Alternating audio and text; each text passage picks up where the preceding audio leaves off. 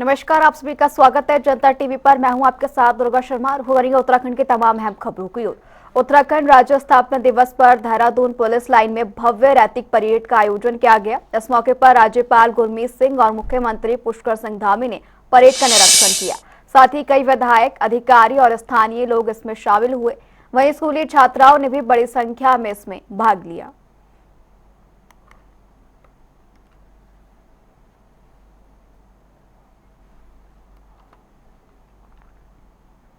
तो वहीं उत्तराखंड में रजत जयंती उत्सव के तहत सैनिक कल्याण विभाग द्वारा पूर्व सैनिक सम्मान समारोह का आयोजन किया गया, जिसमें कि मुख्यमंत्री पुष्कर सिंह धामी ने भाग लिया और वीर नारियों को सम्मानित किया। उन्होंने युद्ध विधवाओं और अपंग सैनिकों को 2 लाख का आवासीय सहायता, शहीद परिवार को सरकारी नौकरी और 50 लाख की अनुग्रह राशि देने की घोषणा की।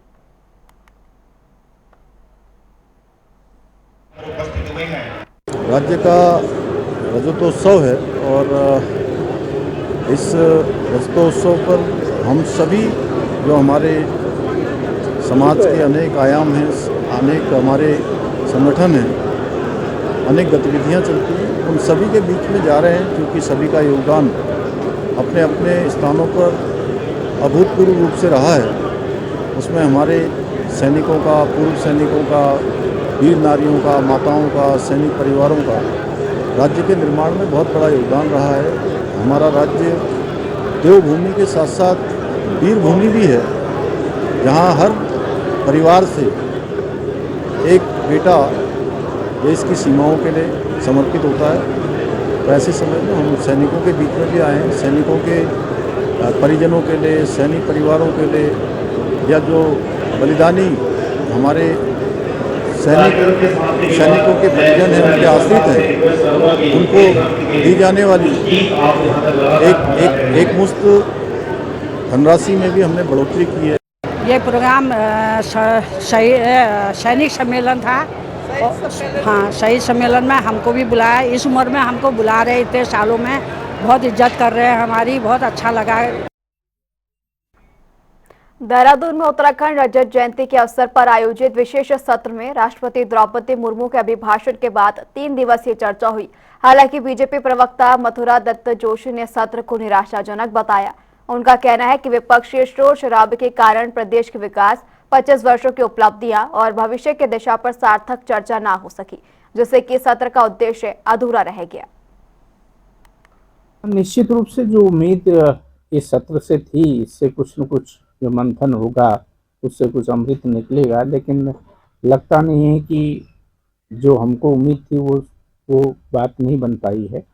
चर्चाएं जिस बात में होनी चाहिए थी या जिस तरह की चर्चा होनी चाहिए, क्योंकि हम 25वीं वर्षगांठ बना रहे हैं, रजत जयंती हमारी बन रही है, हमने 25 साल का सफ़र तय किया गया है।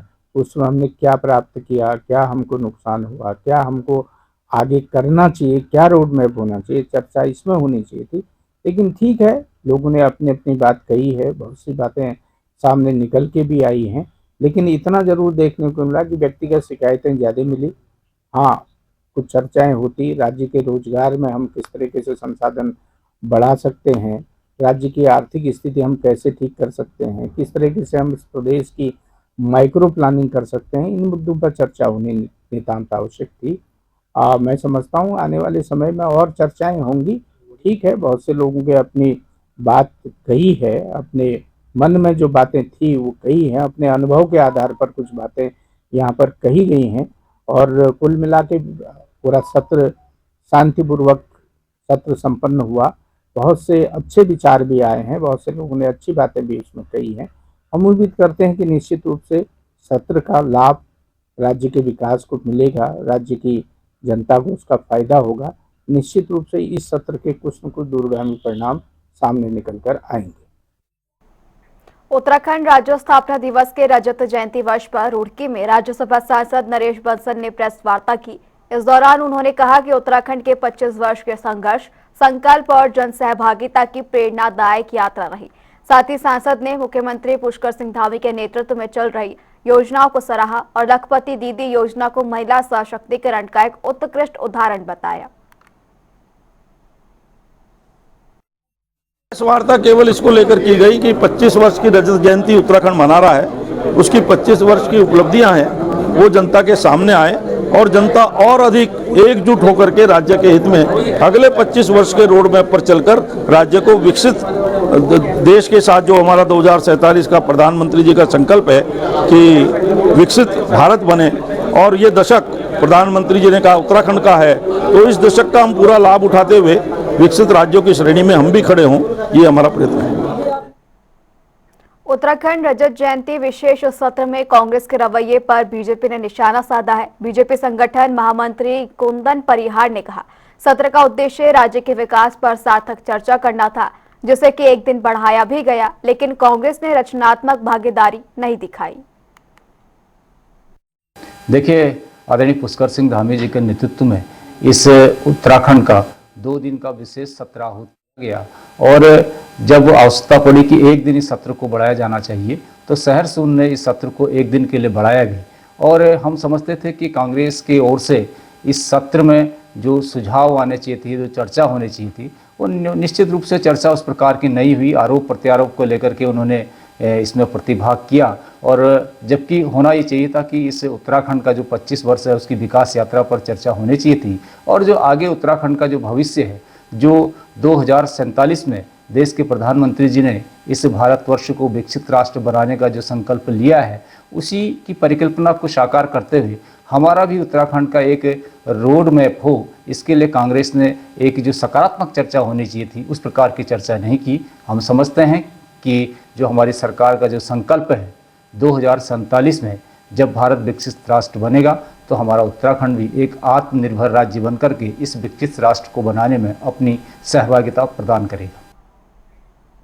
हरिद्वार में उत्तराखंड राज्य स्थापना की रजत जयंती पर शिवालिक नगर पालिका की ओर से राज्य आंदोलनकारियों का सम्मान समारोह आयोजित किया गया। इस मौके पर नगर पालिका अध्यक्ष राजीव शर्मा ने कहा कि मुख्यमंत्री पुष्कर सिंह धामी के निर्देश पर पूरे प्रदेश में रजत जयंती उत्सव मनाया गया। साथ ही उन्होंने कहा कि राज्य आंदोलनकारियों के बलिदान से उत्तराखंड बना और अब सीएम धामी राज्य को नई ऊंचाइयों पर लेकर जा रहे हैं। राज्य आंदोलन की रजत जयंती समारोह के अवसर पर शिवालिक नगर नगरपालिका में निवास करने वाले राज्य आंदोलनकारियों को आज नगरपालिका द्वारा यहाँ सम्मानित किया गया और राज्य आंदोलनकारियों के लिए बड़े गर्व की बात है कि 25 साल पहले जो उन्हें इस राज्य के निर्माण के लिए जो त्याग किया, जो तपस्या की, जो बलिदान दिए, आज उन पुराने संस्मरणों को याद करने के साथ साथ यहाँ पर सम्मानित होने के लिए आए, तो एक बहुत अच्छी पहल नगरपालिका ने की है। भारत के राष्ट्रीय गीत वंदे मातरम के 150वां वर्ष पूरे होने जा रहा है। वहीं प्रदेश बीजेपी के प्रदेश महामंत्री दीप्ति रावत भारद्वाज ने कहा कि 7 नवंबर को वंदे मातरम के 150वें के तहत 2 प्रमुख कार्यक्रम पुलिस लाइन और हल्द्वानी में आयोजित किए जाएंगे, जिनमें कि मुख्यमंत्री धामी सहित कई अधिकारी शामिल होंगे। इसके बाद प्रदेश भर के सभी शिक्षण संस्थानों में वंदे मातरम का सामूहिक गायन किया जाएगा। जैसे अभी हमारी रजत जयंती समारोह लगातार चल ही रहे हैं प्रदेश के, लेकिन उसके साथ साथ एक और हमारा कार्यक्रम है वंदे मातरम @150, यानी वंदे मातरम को लिखे हुए 150 वर्ष पूरे हो रहे हैं 7 नवंबर को। तो 7 नवंबर को इस प्रदेश में 2 बड़े कार्यक्रम होने वाले हैं। एक कार्यक्रम जो हमारे देहरादून में होगा, जिसमें मुख्यमंत्री जी रहेंगे और सारे ऑफिशियल्स भी रहेंगे और हमारे अपने जो कार्यकर्ता हैं और बाकी लोग हैं सभी रहने वाले हैं। और दूसरा कार्यक्रम हमारा हल्द्वानी में होने वाला है, जिसमें हमारे प्रदेश अध्यक्ष जी और वो नगर निगम के द्वारा आयोजित हल्द्वानी में किया जा रहा है एमबीपीजी कॉलेज में, और देहरादून का जो कार्यक्रम है वो पुलिस लाइन में ही होगा। तो उसमें वंदे मातरम का जो गायन है वो सिर्फ गायन नहीं है, सिर्फ प्ले नहीं होगा, सामूहिक गायन कैसे हो सके, कैसे हम इन कुछ दिनों में उसको सामूहिक रूप में उसको हम गाना सीख पाए या गा पाए, उसकी एक पूरी एक सभी लोग कोशिश करेंगे। और ये 2 बड़े कार्यक्रम के बाद हम लोग सभी कॉलेज में, हमारे शिक्षा मंत्रालय द्वारा सभी महाविद्यालयों में और विद्यालयों में भी इसको संपूर्ण वंदे मातरम गायन का और सामूहिक रूप से गायन का एक उन्होंने भी एक ऑर्डर पास किया है। तो 7 तारीख को वो भी सभी महाविद्यालय और विद्यालयों में होने वाला है। तो वहीं देहरादून में all India fair price shop dealers federation के बैनर तले सैकड़ों राशन डीलर ने खाद्य आयुक्त कार्यालय में तालाबंदी कर प्रदर्शन किया। फेडरेशन के प्रदेश कार्यकारी अध्यक्ष हरीश पंत ने कहा कि साल 2016-18 कोरोना काल और बीते 10 महीने का लाभांश जल्द ही दिया जाए। साथ ही प्रदर्शन को समर्थन देते हुए कांग्रेस नेता सूर्यकांत धस्माना ने मांगे पूरी न होने पर सीएम आवास पर कूच करने की भी चेतावनी दी। प्राइस डीलर्स जो हैं वो यहाँ पर पहुँचे और फेयर प्राइस शॉप डीलर्स की जो वाजिब मांगे हैं आज हम उनका समर्थन करने आए हैं। उत्तराखंड प्रदेश कांग्रेस कमेटी की तरफ से, उत्तराखंड विधानमंडल दल की तरफ से हम सरकार से ये मांग करते हैं कि जो लाभांश का मामला इनका है सबसे पहले तय कर दें। कोरोना काल से लेके अब तक इनको जो पैसा देना था सरकार ने वो नहीं दिया, वो दें। इनका जो उत्पीड़न है उसको बंद करें। नियमित रूप से इनको लाभांश मिलना चाहिए, हर महीने मिलना चाहिए। पहले तो आप 13-13 महीने 16-16 महीने अगर लाभांश नहीं देंगे तो कैसे करके ये अपने परिवारों को चलाएंगे। पूरे राज्य के अंदर इस समय फेयर प्राइस शॉप्स में जिस प्रकार से सरकार खराब वहां पर सामान भेज रही है, रेता मिला हुआ है नमक में, तमाम हमारे चाहे चावल हो, चाहे गेहूं हो, चाहे जिस तरह का भी राशन भेज रहे हैं वो खराब क्वालिटी का भेज रहे हैं। मानदेय का विषय जो है अब तक इनका लंबित पड़ा हुआ है, सरकार सुन नहीं रही है। मैंने आकर के आश्वासन दिया है इनके साथ मुख्यमंत्री के यहाँ जाना पड़ेगा, वहां जाऊंगा, रेखा आर्य जी के यहाँ जाना पड़ेगा, वहां जाऊंगा, घेराव करना पड़ेगा, कूच करना पड़ेगा, जो भी करना पड़ेगा इनके साथ जाएंगे। और मैंने इनसे अपील करी है क्योंकि ये सबसे मजबूत कड़ी है जनता के बीच में और सरकार के बीच में। अगर इनका उत्पीड़न बंद नहीं किया तो इन्होंने भी संकल्प लिया है कि 2027 में इस राज्य में इस सरकार को रिपीट नहीं होने देंगे। हम इनकी भावनाओं के साथ हैं और पूरी ताकत से कांग्रेस इनके आंदोलन का समर्थन करेगी। दौर की वार्ता हुई है तो आयुक्त साहब भी हमारे लगातार चेंज हो रहे हैं। अभी जो नए आयुक्त महोदय आए हैं उनसे अभी वार्ता के लिए बातचीत चल रही है। अगर विफल होता है तो हम यहाँ रजत जयंती समारोह सरकारी सस्ता गल्ला विक्रेताओं का खाद्य भवन में ही मनाएंगे, चाहे इसके लिए अपने प्राणों की आहुति भी देनी पड़े तो हम उसके लिए भी तैयार हैं। मसूरी में बीजेपी मंडल की बैठक में नई प्रभारी ज्योति कोटिया का भव्य स्वागत किया गया। उन्होंने कहा कि बीजेपी हमेशा चुनाव के लिए तैयार रहती है और संगठन की शक्ति कार्यकर्ताओं में ही निहित है। साथ ही उन्होंने बूथ स्तर पर संगठन को मजबूत करने और जनता तक सरकारी योजनाओं की जानकारी पहुंचाने की भी अपील की। मैं धन्यवाद करना चाहूँगी अपने शीर्ष नेतृत्व का, जिन्होंने मसूरी मंडल में मुझे प्रभारी के रूप में महिला को ये जिम्मेदारी दी है। क्योंकि मसूरी एक हमारा बहुत ही टिपिकल ये हमारा मंडल है। भगवानपुर न्याय पंचायत से लेकर मसूरी मंडल और सरोना तक ही हमारा जाता है भगवानपुर न्याय पंचायत से। तो कार्यकर्ता, भारतीय जनता पार्टी का कार्यकर्ता हर काम करने के लिए हमेशा तैयार है। और ये हमारे लिए बड़ी खुशी का विषय है कि उत्तराखंड राज्य अपनी 25वीं रजत जयंती मनाने जा रहा है और जिसमें हमारी राष्ट्रपति आदरणीय द्रौपदी मुर्मू जी इस उत्तराखंड राज्य पहुंचे थे। उन्होंने रजत जयंती में विधानसभा सत्र में विशेष सत्र में अपना संबोधन रखा।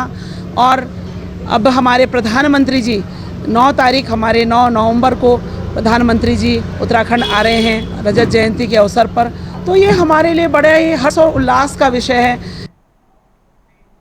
उत्तराखंड की 25वीं रजत जयंती पर पर्वत रानी मसूरी पूरी तरह उत्सव के रंग में रंगी नजर आई। इसी कड़ी में नगर पालिका परिषद मसूरी ने 8 और 9 नवंबर का भव्य कार्यक्रम इस दिन आयोजित किया है, जिसमें कि अध्यक्ष मीरा सकलानी ने बताया शोभा यात्रा, महायज्ञ और सांस्कृतिक संध्या में प्रदेश की समृद्धि और शहीदों को नमन किया जाएगा। साथ ही लोक गायक समेत कई कलाकार प्रस्तुतियां भी देंगे।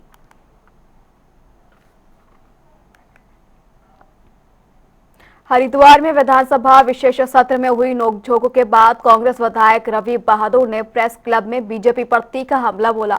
उन्होंने कहा कि बीजेपी विधायकों ने हरिद्वार के प्रति दोहरी और तुच्छ मानसिकता दिखाई है। उन्होंने कहा कि हरिद्वार में रहते हुए भी यहाँ के लोगों को उत्तराखंडी नहीं मानते हैं।